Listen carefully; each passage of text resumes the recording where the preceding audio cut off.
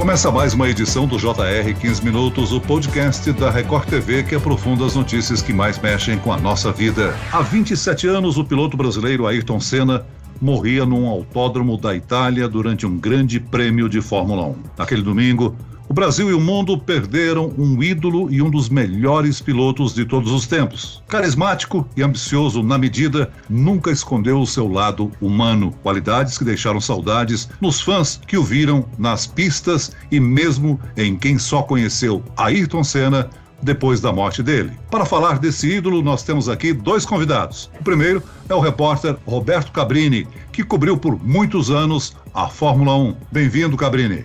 É um grande prazer estar aqui com vocês. É um assunto que se tornou obrigatório para mim, pela convivência que eu tive com ele. Não é fácil falar sobre isso, né? Afinal de contas, estamos falando sobre isso já há muito tempo, já fiz vários documentários sobre isso, mas é quase que um dever cívico sempre voltar a falar sobre isso, pelo conhecimento que eu tive, pela oportunidade, pelo acesso.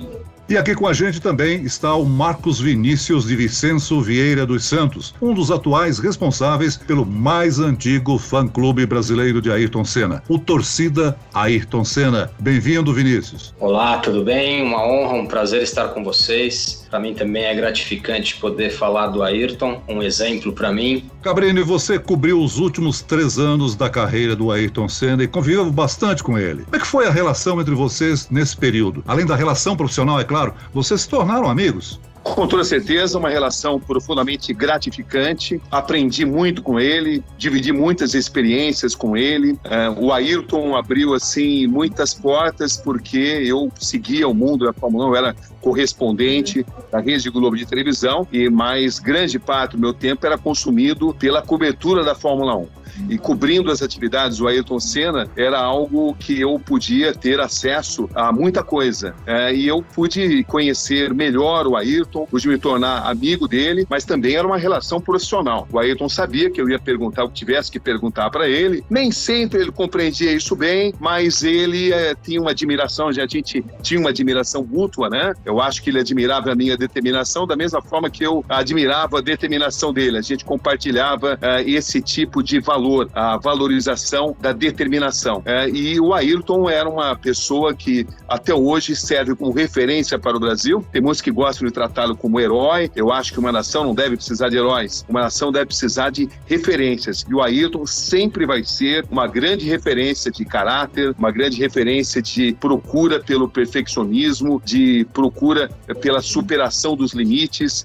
E é um grande prazer falar sobre alguém que tem tanto a dar ao público brasileiro, a população que tanto admira, não só no Brasil, como em grande parte do mundo, especialmente no Japão, especialmente na Itália. O Ayrton, até hoje, ele é reverenciado como uma das grandes referências. No mundo inteiro ele é admirado, mas esses 3 países, no Japão, na Itália e no Brasil, ele tem um significado ainda maior, que transcende tudo aquilo que a gente poderia imaginar que um dia ele viesse a se tornar. Eu acho que o próprio Senna não tinha a dimensão do que ele acabou se tornando para todo mundo. Esse símbolo de vencer em um país, em países de primeiro mundo, em um mundo marcado pela alta tecnologia, tendo como origem um país de tantas carências e carências sociais principalmente. E o que eu admirava muito no Ayrton era esse entendimento, essa consciência das limitações e das carências do país da qual ele vinha, do Brasil. Marcos Vinícius, hoje você integra um fã-clube que foi criado em 1988, ano do primeiro título do Senna. Qual a história desse fã-clube e quantas pessoas participam dele atualmente, 27 anos depois da morte desse nosso ídolo? A TAS, Torcida Ayrton Senna, foi fundada em maio de 1988, ano do primeiro título do Ayrton. Hoje a TAS ela tem muitos seguidores nas redes sociais. Nós estamos hoje, não temos uma sede física, mas temos as mídias sociais, onde nós fazemos as nossas ações. Temos mais de 400 mil seguidores no Facebook e mais de 12 mil seguidores no Instagram. Nós realizamos diversas ações, diversos encontros de fãs, realizamos alguns eventos, algumas homenagens ao Ayrton em datas relacionadas a ele, aniversário, data da passagem, as datas dos principais GPs que ele venceu, datas de títulos, nós estamos sempre realizando alguns eventos, né? A TAS hoje, como eu já disse, não tem uma sede física, nós pretendemos sim voltar a ter uma sede física, para ter até a exposição do nosso acervo. Nós temos um acervo relacionado ao Ayrton. Eu, particularmente, tenho também um acervo muito grande de itens relacionados ao Ayrton, itens que foram dele, pertenceram a ele, ele utilizou, peças de carro e diversos outros itens aí afora. Qual o item mais importante que você guarda com muito carinho aí? É difícil escolher um só, mas eu tenho alguns itens que têm histórias muito interessantes. Eu tenho um boné do Banco Nacional que o Ayrton autografou na festa da vitória do GP de Mônaco de 1993. Foi a sexta vitória dele em Mônaco e foi ali que ele se tornou o rei de Mônaco, como o piloto que mais venceu em Mônaco. É um dos itens que eu mais gosto. E o que atrai hoje os fãs mais jovens? Vocês acham que facilita o fato de todo mundo ter acesso fácil às imagens antigas das corridas? As conquistas antigas do Ayrton Senna ainda encantam as novas gerações? Sim, com certeza. Com certeza. Um dos objetivos da TAS é justamente levar o legado do Ayrton para as novas gerações. Então nós costumamos dizer que nós queremos manter o Ayrton vivo para as próximas gerações conhecerem o Ayrton. E hoje realmente é muito fácil, porque as mídias estão... É muito fácil você conhecer, você assistir os vídeos. E os mais jovens acabam conhecendo o Ayrton pelos vídeos da própria Fórmula 1. E depois desperta a curiosidade para conhecer o além da pista, né? O além do piloto. O próprio legado dele, a dedicação que ele tinha. Eu mesmo me espelho no Ayrton. Eu tinha 12 anos quando o Ayrton surgiu na Fórmula 1 e eu tinha 22 anos quando ele partiu. Então eu vivi toda a minha adolescência acompanhando e me espelhando no Ayrton, tendo o Ayrton como um exemplo de dedicação, exemplo de superação em busca da vitória. Então isso que eu vivi na minha adolescência, os mais jovens começam a acompanhar como o Ayrton piloto e depois vão buscar, né, o que o Ayrton foi além de ser piloto, que transmitiu pra gente e é o que nós queremos transmitir, o próprio legado dele. Nós temos muitos jovens que nos acompanham e nos procuram até para conhecer mais a história do Ayrton. Cabrini, além da paixão dessa nova geração pelo Ayrton Senna, eu queria que você explicasse um pouco da paixão dos japoneses, onde ele era um ídolo máximo entre os japoneses. O Ayrton Senna é um personagem muito interessante. Ele não é um piloto que venceu o maior número de vezes em termos de grandes prêmios, não é o piloto que mais conquistou campeonatos, não teve o seu número de pole position superado, mas ele é até hoje o piloto mais carismático, porque ele tinha um pacote completo. Ele era o piloto com mais carisma, ele era o piloto que chamava mais atenção, porque ele era o mais arrojado, independente dos números que foram superados dele. Ninguém conseguiu chegar perto do Ayrton se você fizer o pacote completo, a combinação de todos os fatores que fazem alguém poder ser chamado ídolo. Ele era muito bom esportivamente, ele era incrivelmente arrojado e era uma pessoa muito carismática. Você encontra pilotos muito velozes, algumas vezes tão velozes quanto o Ayrton, você encontra pilotos carismáticos, mas você não encontra essa combinação de fatores. Junção de carisma, velocidade, perfeccionismo. Ele era uma combinação de todos esses fatores em apenas um personagem. E os japoneses, eles reconheciam como ninguém essa bravura do Ayrton. Chamava muita atenção dos japoneses a bravura, o empenho e também a simpatia do Ayrton. A simpatia e o poder de catalisar as atenções que o Ayrton possuía não é igualado por nenhum outro piloto. Você vê o Lewis Hamilton, o Alain Prost, o Schumacher, foram grandes personagens, grandes pilotos, muito velozes, grandes campeões, mas eles não reuniam esse pacote de qualidades que o Ayrton reunia. É algo difícil de explicar, porque não é algo que possa ser quantificado em números. É uma junção de fatores. E o Ayrton era a combinação perfeita daquilo que merece ser chamado de ídolo. Por isso que ele é tão admirado no Brasil, tão admirado na Itália, incrivelmente endeusado no Japão, em todas as partes do mundo. Mas nesses 3 países, com certeza, ele é um personagem que faz parte do dia a dia até hoje. Faz 27 anos que ele morreu e ele continua sendo uma referência de perfeccionismo, de busca pela qualidade nesses lugares. E também ajuda bastante o fato de que a carreira dele foi muito bem documentada, né? Todas as imagens são facilmente disponíveis pelas redes sociais, pela internet, enfim, é muito fácil você acompanhar a carreira do Ayrton Senna pela tecnologia que existe hoje. Então, tudo isso fez dele esse mito que ele se tornou. Só para relembrar, né, entre 1984 e 1994, portanto 10 anos, ele conquistou 3 títulos mundiais, 41 vitórias, 65 pole positions e 80 pódios. E até hoje, como você falou, né, Cabrini, pilotos superaram algumas dessas marcas, mas devotam um respeito muito grande ao grande astro que ele foi nas pistas de Fórmula 1.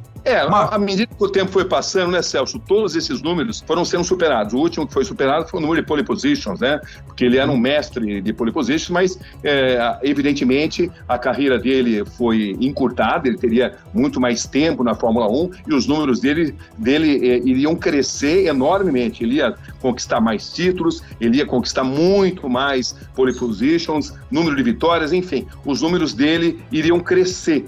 Mas o que jamais deixou de crescer é a lenda que se tornou em torno dele. Isso independe dos números, independe de quantas conquistas, porque isso acabou sendo superado por vários pilotos, pelo Schumacher, pelo Lewis Hamilton, mas nenhum deles chega perto do ídolo e da lenda que se constitui a palavra Ayrton Senna.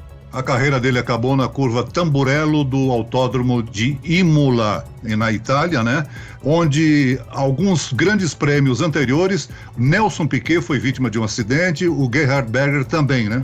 Sem dúvida, eu inclusive, no fim de semana que ele morreu, eu estava justamente fazendo uma reportagem, algo que jamais deixei de lembrar. Eu estava fazendo uma matéria, foi um texto incompleto sobre os perigos a Tamburello. Falava do acidente do Piquet, falava do acidente do Berger, falava de toda a mística em forma de risco representada pela curva Tamburello, e eu ouvi justamente o Ayrton Senna quando teve o acidente na sexta-feira do Rubens Barrichello. Ficou um texto incompleto, como também ficou uma história que jamais pôde ser devidamente completada esportivamente com o do Ayrton. Foi um fim de semana de corrida totalmente atípico, totalmente diferente de tudo aquilo que eu tinha visto cobrindo Fórmula 1, porque na sexta você teve o acidente do Rubens Barrichello, no sábado a morte do Ratzenberger, onde o próprio Ayrton Senna lhe confidenciou que o piloto tinha morrido na pista e não no autódromo, mas pela lei italiana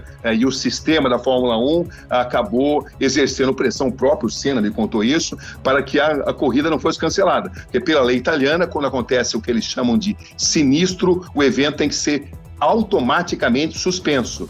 E é por isso que muitas pessoas acreditam, vários pilotos, várias indicações, várias observações que eu pude fazer, de que a mesma coisa tem ocorrido com Ayrton Senna. Cabrini, agora eu preciso saber de você que estava lá no momento da morte de Senna. Como é que foi a experiência e como você enfrentou essa difícil tarefa de dar essa notícia para os brasileiros? Sem dúvida alguma, um dos maiores desafios do ponto de vista emocional. Quando eu cheguei no Hospital Maggiore, cujo caminho eu conhecia muito bem, né? Afinal de contas, eu cobri o acidente do Rubinho, falei com o Rubinho nesse mesmo hospital, cobri o acidente do Ratzenberger. Então, quando eu percebi a gravidade, e isso deu para perceber imediatamente, eu saí juntamente com o meu cinegrafista, o Armand Dios, que é um cinegrafista francês. A gente saiu, que nem louco, eu fui um dos primeiros a chegar lá no Hospital Maggiore, e pela própria movimentação dos médicos, eu percebi que não havia qualquer tipo de esperança. Eles pareciam mais preocupados em conceder longas entrevistas coletivas do que, supostamente, atender um paciente que ainda lutava pela vida. Se você for conversar até hoje com a Maria Teresa Fiandre, que era então a chefe do setor de reanimação do hospital, ela vai sustentar que tanto o Ratzenberger quanto o Senna morreram no hospital. Mas existem vários depoimentos, várias observações que indicam em posição contrária, mas é uma informação que talvez nunca seja devidamente confirmada e fique nesse terreno das suposições, da mesma forma que aquela imagem que eu ordem, né, que era inicialmente negada pelo establishment da Fórmula 1, que ela é interrompida segundos antes do impacto, sob a alegação de que o diretor de TV cortou para uma outra imagem, justamente justamente no momento do impacto. Essa foi a explicação oficial, mas técnicos de televisão do mundo inteiro, não há uma pessoa que ache esse tipo de explicação plausível. Então, mas existem coisas que ficarão para a eterna suposição, embora até hoje a gente sempre tenha assim a impressão de que essa imagem no onboard vai aparecer em algum momento. Supostamente ela não existe, mas eu não me surpreenderei se um dia ela for encontrada. Cabrini e Vinícius, é clara a empolgação de vocês para falar de Ayrton Senna. Para mim também o é, e é claro que para os ouvintes do nosso podcast. Assim, essa entrevista vai continuar na segunda parte do podcast especial sobre a trajetória e legado do piloto Ayrton Senna.